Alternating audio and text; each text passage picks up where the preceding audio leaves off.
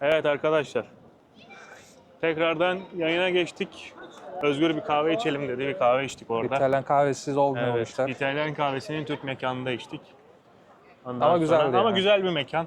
Yani Tatlı bir mekan. şey yapabilirsiniz. Şimdi reklam olmasın. Deneyebilirsiniz. Burası dediğim gibi Torino Üniversitesi'nin bir kampüsü.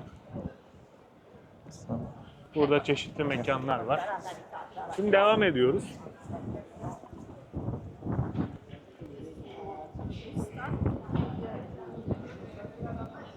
Hava da biraz Evet, serinledi bayağı da değil mi? rüzgar var. Evet. Ses kalitesi nasıl acaba?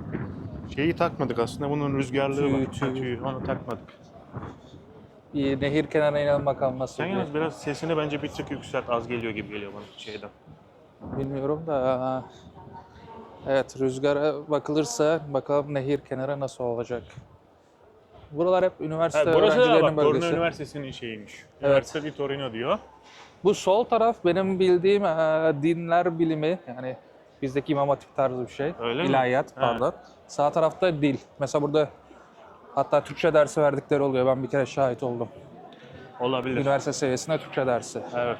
Bura bizim geçen park ettiğimiz otopark değil Evet, mi? burası eski Roma kalıntıları, Evet, surları. Roma'dan kalma bir şey. Kemer Duvar, galiba belki. veya duvar. Evet.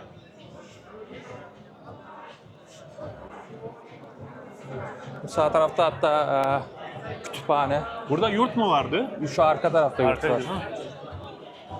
Evet, burada da gördüğünüz gibi mekanda insanlar şey yapıyor.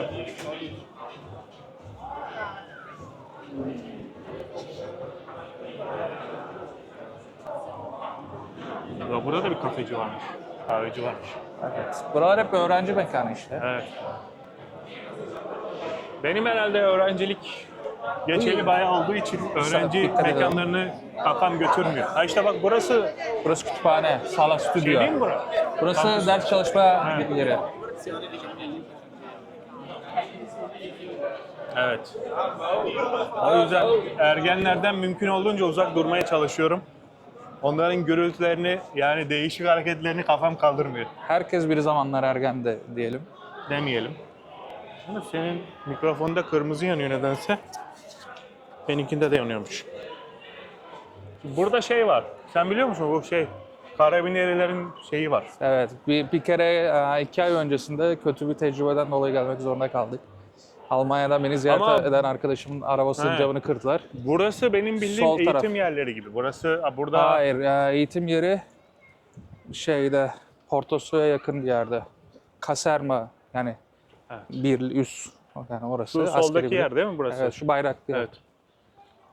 Yani Allah Ha, burada düşürmesin daha önce diyelim. Edisu'nun binası burada şeydi. Allah eksik de etmesin. Ya bilmiyorum o kadar. Edisu da şey buranın yani Piemonte Piemonte bölgesinin. bölgesinin böyle bir kurumu. İşte burstur. Öğrencilere uygun Mesela- yemektir. Bir şey söyleyebilir miyim? Burada Çiğ yazıyor, göster. Evet. Çiğ Carabinieri demek. Ve bu alana sadece Carabinieri'ye ait araçlar Evet. park edebilir. Böyle İtalya'da Karabinieri kafanıza de göre. şurada gördüğünüz gibi yazıyor. Karabinieri aslında İtalya'da çok fazla Jandarma. polis var. O da yani en yetkili. Yani tabii jandarmaya yakın ama şehir içinde. Bizdeki jandarma daha çok kırsal bölgelerde. Şey bu. Hatta şurada yazıyor bakın. Bu şehir içinde de görev yapıyor ve yetkileri daha yüksek normal polislere Aynen göre. öyle. Yani normal polis var, finans polisi var, belediye polisi var. Bir sürü polis var burada arkadaşlar. Şimdi Vittorio Veneto meydanına doğru çıkıyoruz. Bu da acaba o duvarlardan birisi mi? Ya o kadar eski olacağını düşünmüyorum. Evet, eskiye benziyor ama bir Roma kalıntısı değildir diye düşünmekteyim.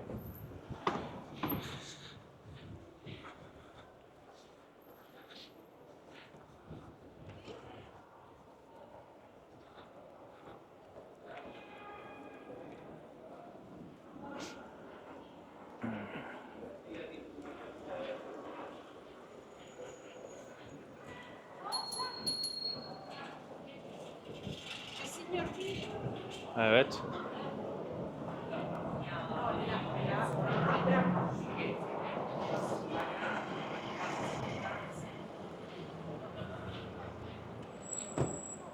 Evet, Veneto Meydanı'na çıktık arkadaşlar. Şöyle size bir göstereyim. Tabii kameranın çok zoom özelliği yok, o yüzden fazla yapamıyorum ama birazcık yapayım sizin için. Şu karşıda bir kilise var, Gran Madre Kilisesi. Birazdan oraya da geçeriz. Birazcık burayı kısaca tanıtayım. Şimdi burası Vittorio Veneto Meydanı. Böyle büyük bir meydan. Po Nehri'nden, yani Castello'dan, şöyle çekersen, Castello'dan şu aradaki, şöyle göstereyim elimle de, bakın insanlar karşı. Oradan Po Caddesi, Via Po'dan, Castello'dan buraya doğru yürüyebiliyorsunuz. Burası aslında şu an boş ama burada normalde sandalyeler, mekanların ileride var, görüyorsunuz. Burada daha çok barların, kafeteryaların olduğu bir alan. Hava güzel olduğunda daha çok dolu oluyor. Yani bir buluşma alanı gibi düşünebilirsiniz burayı. Benim de sevdiğim meydanlardan bir tanesi. Aynı zamanda Po Nehri'nin yanında. Birazdan oraya geçeceğiz. Karşı tarafta de tekrardan farklı yerler var. Şimdilik birazcık etrafı çekelim. Daha sonra tekrardan açıklama yaparım. Evet, devam edelim.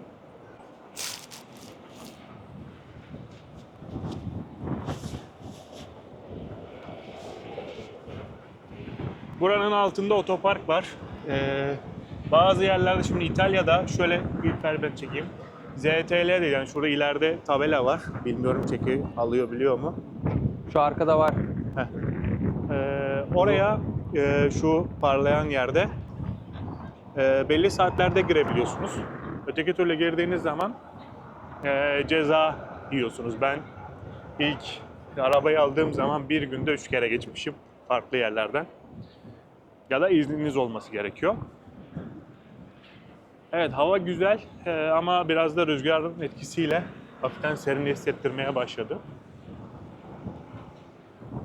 Yani bu, evet, yanlış söylemişim sayın seyirciler, mekanlar şuradan itibaren başlıyor. Bizim olduğumuz kısımda daha çok dükkanlar var. Orada şey yok. Mekanlar buradan sonrası. Bu arada İtalya'da kafeterya dedikleri şeyde sadece kahveci olarak düşünmeyin, alkol de satıyorlar. Yani bizdeki tam kahveciye denk düşmüyor. Ama normal kafeteryalar, yani kafeteryalar 7.30'a kadar açık. Onun haricinde ki barlar falan daha uzun saatlerde açık. Burada gördüğünüz gibi mekanlar karşı tarafta da var. Ben buradaki evleri de seviyorum. Yani şu evlerin yapısı falan. Tabii burada oturmak istemeyebilirsiniz. Özellikle akşamları havalar güzel olduğunda buradaki barlarda bir kalabalık oluyor bayağı.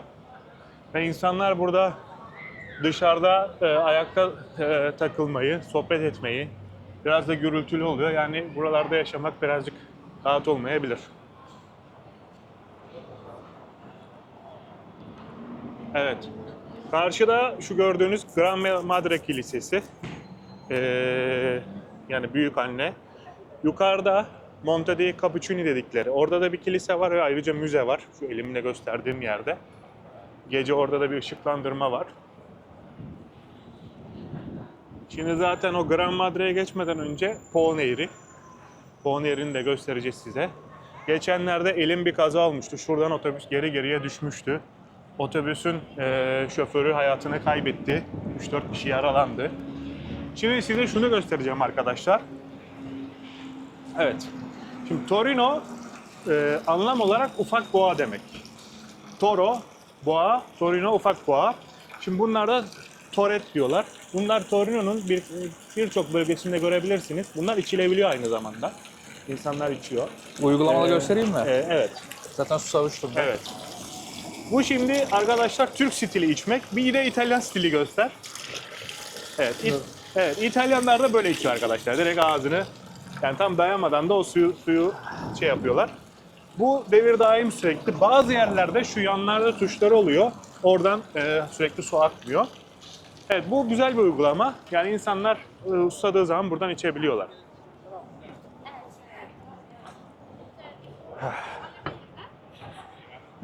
Evet, şimdi bu Po Nehri dediğim gibi İtalya'nın en uzun nehri ve ne derler onun ismine? Güzel de bir hava katıyor şehire. Daha önceden Özgür de burada yapıyorlar, kano falan kulüpleri var. Evet, kürek kulübü var Kürek. aşağıda.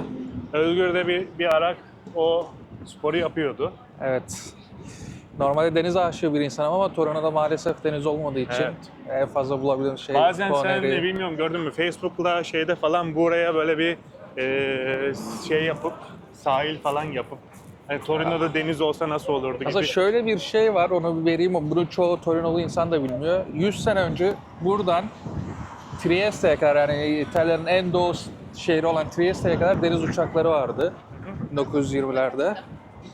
Buradan kalkıp Pavia'da mola veriyordu. Oradan Milano, oradan Trieste olacak şekilde. Tabii onlar kalmadı, nedense bilmiyorum. Evet, Eskiden- gördüğünüz gibi çıkma Mercedes jantı ihtiyacı olan Kenan alabilir. Evren Sanayi Sitesi'ne Mercedes'li arkadaşlar Evet, gelip alabilir. Havada bulutlandı gördüğünüz gibi. Evet. Torino'nun havasına ve bir şeyine güven olmaz, bilmiyorum diye. Şurada arkadaşlar şu gösterdiğim yerde daha önceden şu barikatlar yoktu, oradan düştü. Otobüs, Görüntüyü koyabilir misin istersen? onu bilmiyorum, koyabilir miyim? Gerisin geri düşünce nehirde herhalde ben şoförün de fenalaştığını düşünüyorum. Hayatını kaybetti. Galiba öyleymiş. Biz de İtalyan arkadaşlarımızdan öyle duyduk. Ve şans eseri normalde öğrencileri taşıyan bir otobüs. Evet. Mısır Müzesi'ne gezi olarak götürüyor. Onları almaya giderken kaza yapıyor. Yani şans eseri öğrenciler içinde değilken kaza oluyor. Evet, 3-4 kişi yaralanmış. Şimdi şurası Po Nehri ama tam gözükmüyor kameradan. Birazdan oraya geçeceğiz.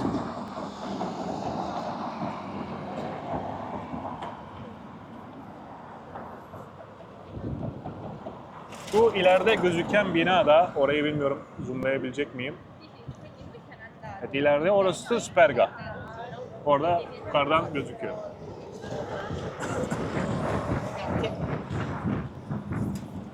Sen benim bir sırt çantamı al istersen. Sırtını al ama.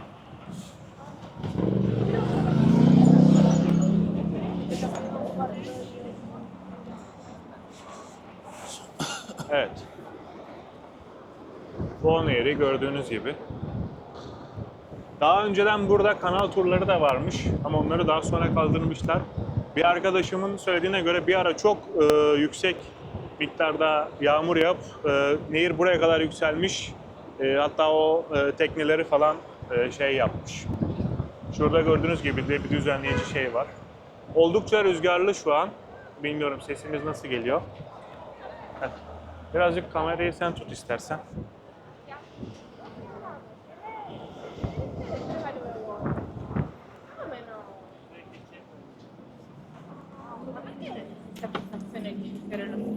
Evet, şimdi karşıya geçeceğiz. Birazcık şöyle tut, insanlara dursun, havada dursun. Şimdi evet, bu da nehirin öteki tarafı. Şöyle kamerayla düzgünce gösterelim. Şu önceden şuralarda hep mekanlar varmış. Şu an yine var ama daha az. Daha çok eğlence mekanları varmış. Şu ileride gördüğünüz yeşil alan, şu parmağımla işaret ettiğim alan, Valentino Parkı.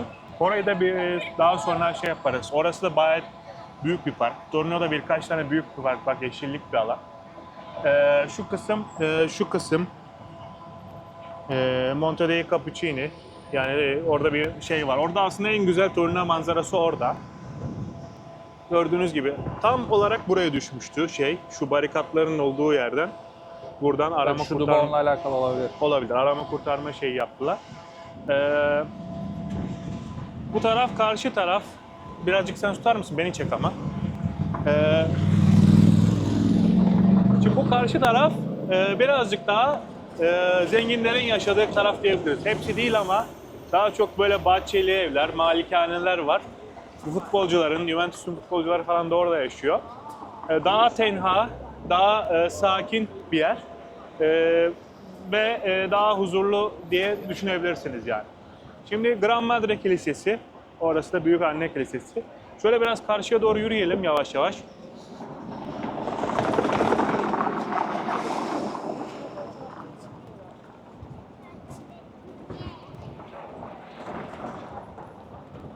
Evet.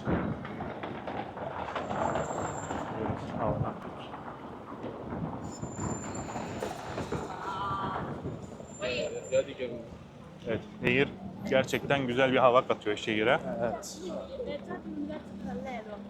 Ama geçtiğimiz aylarda sağanak yağmurlardan sonra nehirde taştı. Evet, Yani şu biraz gördüğünüz yerler yükseldi hep su altındaydı. ve evet orada o kafelerin olduğu yerler ve şeydi. Nehir yağmur etkisiyle böyle çamur rengine dönmüştü. Şu an daha yeşil renkte.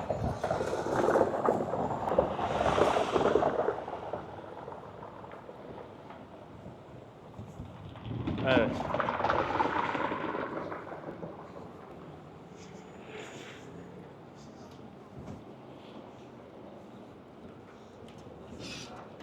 Evet, koşan insanlar var. Esos primos dos que se han pegado con todo.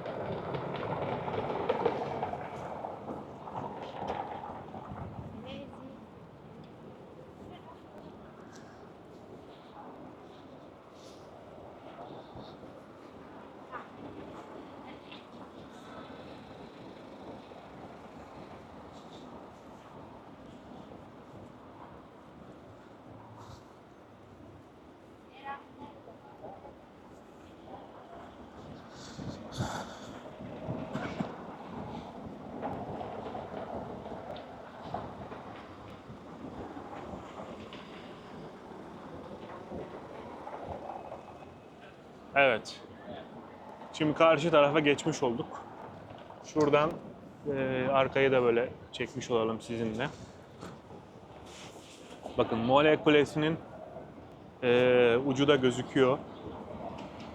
Torino gri bir şehir olarak adlandırılıyor. Hem binaları olsun hem havasından dolayı. Tabii yazında oldukça şey oluyor, sıcak oluyor. Nem de fazla. Şöyle bir karşıya geçelim.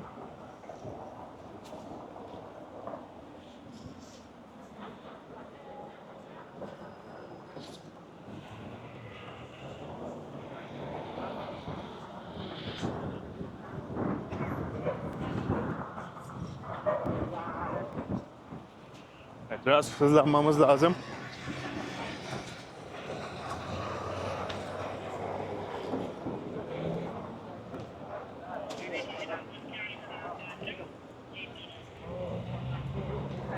Evet.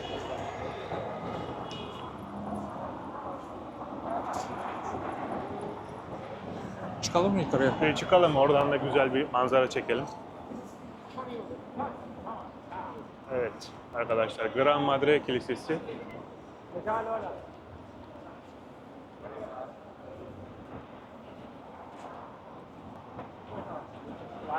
Buradan yukarıya doğru çıkınca Vittorio Veneto Meydanı'nı da güzelce görüyorsunuz.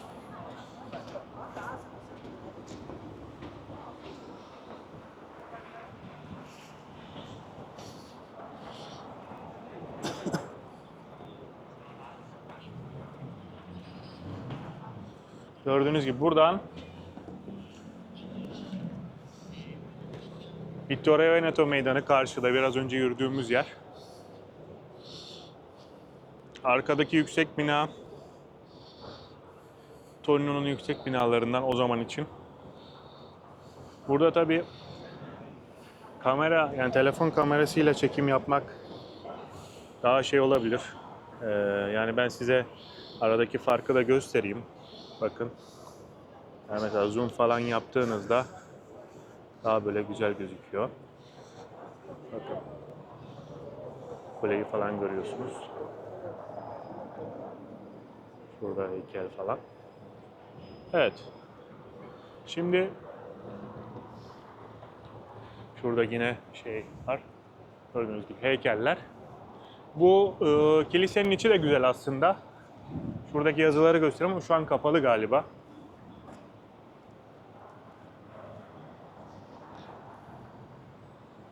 Gördüğünüz gibi şu şekilde. Evet. Bu arada Latin şeyinde V'ler U olarak okunuyor.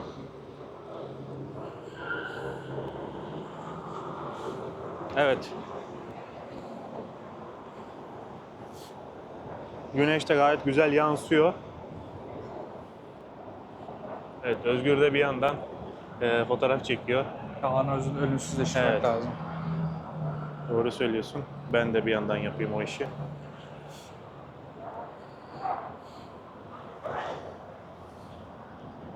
Evet. Tabii fotoğraf ve videodaki zoom özelliği telefon kameralarında daha iyi ama onun haricinde bunu hem tutmak daha rahat oluyor hem de 4K ve şu an 60'ta çekiyoruz. Bu da güzel çekiyor yani. Yani mesela fotoğraf olarak da gösterirsem kameradan bilmiyorum ne kadar gözüküyor ama güzel bir görüntü var. Hatta şöyle bir fotoğraf çekeyim sizler için.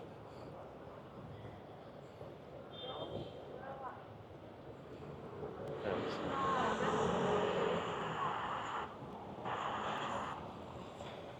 Evet. Evet arkadaşlar şimdilik burada videoyu kapatayım. Size kısaca Vittoria Meydanı'ndan geldik. Vittoria Veneto Meydanı'ndan. Gran Madre tarafına geçtik. Ondan sonra gördüğünüz gibi buradan da gayet güzel bir manzara var. Videoyu kapatıyorum. Tekrardan değişik yerlerde videolar gelebilir. Evet, tekrardan görüşmek üzere. Görüşürüz. Kendinize iyi bakın. Gelecek videolarda görüşmek üzere.